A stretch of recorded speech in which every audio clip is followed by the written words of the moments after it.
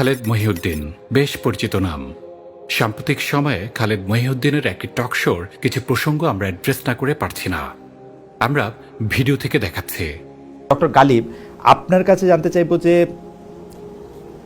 জামায়াতে ইসলামীর বা বিএনপি ছাড়া আমি যদি অন্য রাজনৈতিক দলগুলি বলি, অর্থাৎ বিএনপিকে এক পক্ষ এবং এনসিপিকে আলাদা করে ধরে জামায়াতে ইসলামীর নেতৃত্বে ইসলামী আদর্শে যারা রাজনীতি করেন, আমি যদি এভাবে বলি, তাদের রাজনৈতিক উদ্দেশ্যটা বা রাজনৈতিক লক্ষ্যটা এই মুহূর্তে আপনি আসলে কি দেখতে পান? মানে আমি কয়েকটা প্রসঙ্গ আপনাকে একটু যদি বলি যে বাংলাদেশের সমাজ, রাষ্ট্রীয় কাঠামো, আইনি কাঠামোটা কেমন তারা চান। ৭১টা আপনি মোটামুটিভাবে বললেন যে এটা কিভাবে এটা আপনি ডিল করতে আপনি দেখেন। একটা হলো আইনি কাঠামোটা আমি একটা বুঝতে চাই। দ্বিতীয় হচ্ছে বাংলাদেশটা কি এরকম একটা দেশ হিসাবে তারা দেখতে চান যে যেই দেশটা মধ্যে ব্যক্তিগত সিদ্ধান্তের ক্ষেত্রে কে কোন রকম সিদ্ধান্ত নিবে, অর্থাৎ কিরকম কাপড় পরবে, কিরকম খাবার খাবে, সেইটা তার মধ্যে থাকবে, নাকি আসলে একটা গাইডলাইন দিয়ে এটা পরিচালিত হবে? খালেদ সাহেব জানতে চেয়েছেন ব্যক্তিগত ক্ষেত্রে কে কি রকম কাপড় পরবে, এইগুলো কি কারো ব্যক্তিগত পছন্দ অনুযায়ী হবে নাকি একটা গাইডলাইন দ্বারা পরিচালিত হবে? Come on Khaled, say it sharia. We all know what do you mean by একটা গাইডলাইন। আমরা জানি ইসলামী শরিয়া অবশ্যই একজন মুসলিমের ব্যক্তিগত জীবনে পোশাক, খাবার, এমনকি স্ত্রীর সাথে কিভাবে অন্তরঙ্গ হবে, কিভাবে হবে না, সে ব্যাপারেও গাইডলাইন দেয়। এগুলো কোনো অপশন নয়, এগুলি স্পষ্ট নির্দেশনা, সুনির্দিষ্ট গাইডলাইন। এটি না জানার মতো কোনো বিষয় নয়। খালেদ মহিউদ্দিনের মতো ব্যক্তির ইসলাম সম্পর্কে এটুকু বেসিক অবশ্যই জানা থাকার কথা। বরং খালেদ সাহেবরা এসব প্রশ্ন এই কারণে করেন যে ওনারা জানেন যারা ইসলামের মধ্যে নিজেদের আত্মপরিচয় খুঁজে পেতে খুব স্ট্রাগল করে, এসব প্রশ্নকে তারা ডিফেন্ড করতে পারবে না। ডিফেন্ড করতে গেলে জাত যাবে। এই আলোচনা না হয় অন্য দিনের জন্য থাক। খালেদ মহিউদ্দিন, আপনারা যেমন বলেন সেকুলার ডোমেনে এই করা যায় না, এইসব গোড়ামি চলে না, এগুলো আপনারা বলেন না। বলেন কেন বলেন? কারণ সেটা হচ্ছে আপনাদের আদর্শের নীতিমালা, সেকুলার আদর্শের নীতিমালা। So please take note. একজন মুসলিম যখন নিজেকে প্রকৃত অর্থেই মুসলিম হিসাবে পরিচয় দেয়, তখন সে আর সেকুলার আদর্শের বিধান মেনে নিতে পারে না। This is just a basic rift, Khaled. We all have uniforms of our own school. Your one is secular and our one is Islam. কেন আপনি মেনে নিবেন না যে সেকুলার আদর্শের যদি কোনো নীতিমালা থাকতে পারে, তবে ইসলামিক আদর্শেরও অবশ্যই নীতিমালা থাকবে। সেকুলার ডোমেনে যদি নিকাব এবং হিজাবকে কটাক্ষ করা সম্ভব হয়, তাহলে অবশ্যই ইসলামিক শরিয়ার অধীনে হিজাব এবং নিকাবকে সুরক্ষা দেওয়া হবে।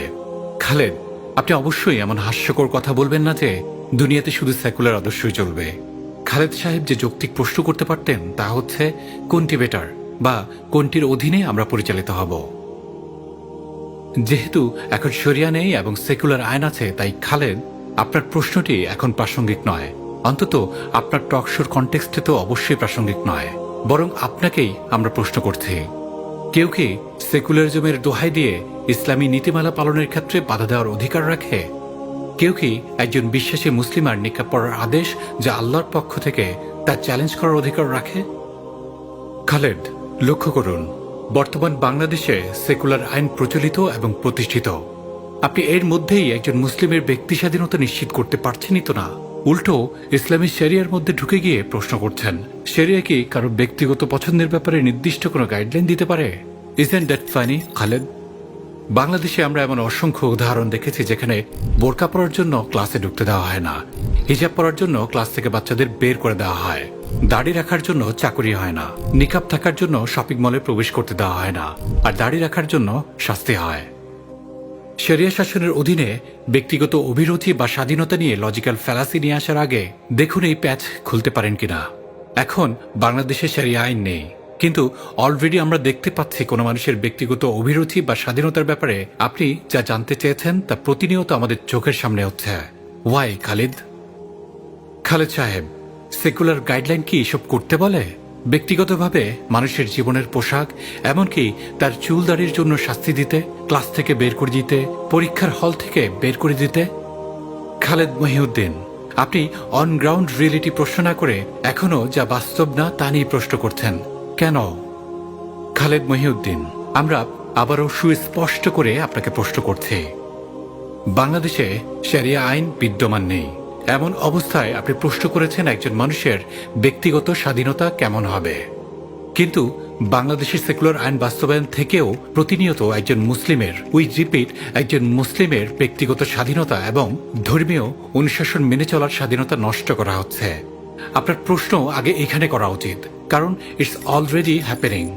কিন্তু আপনি তা না করে ইসলামী শরিয়া নিয়ে প্রশ্ন করেছেন কেন খালেদ? আপনার উদ্দেশ্য কি? আমরা আরেকটু শুনে দেখি।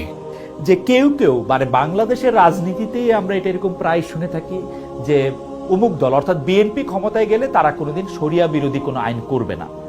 আমি আইনের ছাত্র না, কিন্তু আমি একটু মনোযোগ দিয়ে খেয়াল করতেছিলাম যে বাংলাদেশে কি কোনোদিন কোনো আইন ছিল যেটা শরিয়া বিরোধী, বা এখনো কি আসে কিনা, এটাও যদি আমাকে একটু বলতেন যে বাংলাদেশের এক্সিস্টিং কোন ল কি শরিয়া বিরোধী কিনা বা কখনো ছিল কিনা। আপনি যদি দুইটা প্রসঙ্গ একটু বলতেন যেতেন।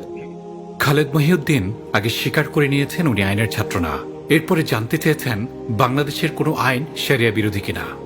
We only wish he didn't ask that question.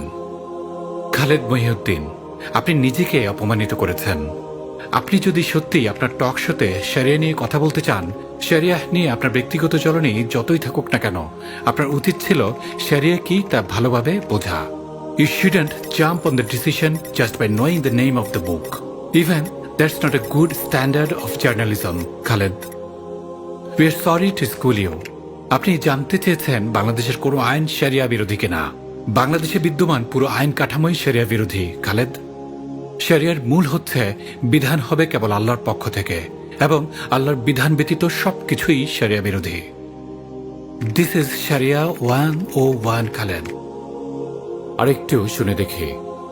বাংলাদেশে কোনো আইনকে আপনি কোরআন বা সুন্নাহর দৃষ্টিকোণ থেকে বিরোধী বলতে পারবেন কিনা, সাংঘর্ষিক বলতে পারবেন কিনা, অর্থাৎ কোনো হারাম জিনিস হালাল বাংলাদেশে এরকম কোনো কিছু আছে কিনা।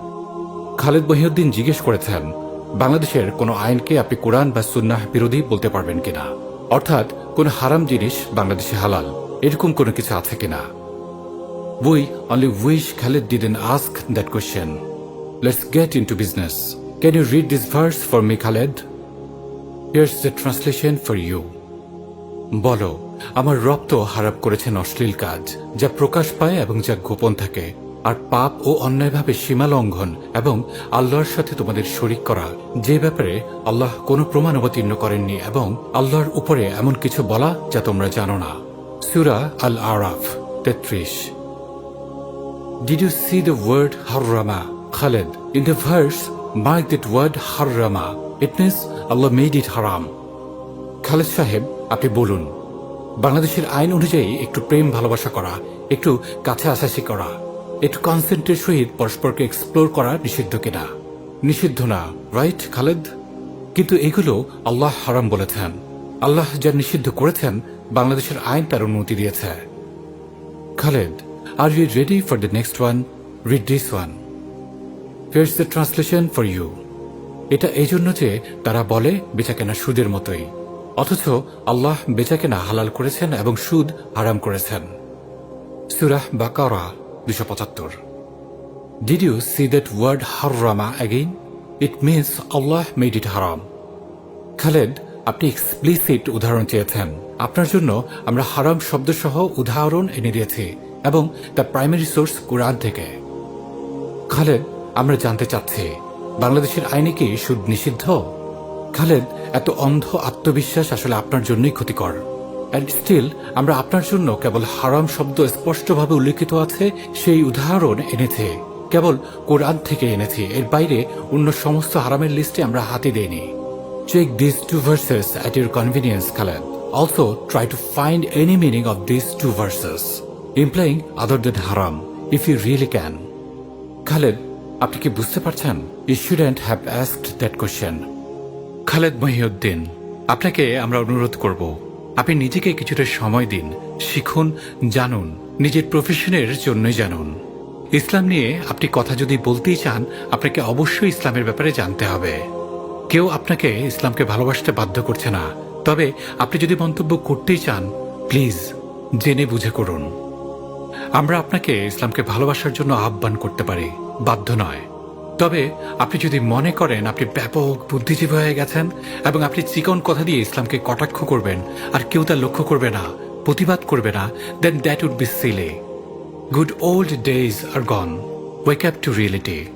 The game has changed, Khaled. The game has changed.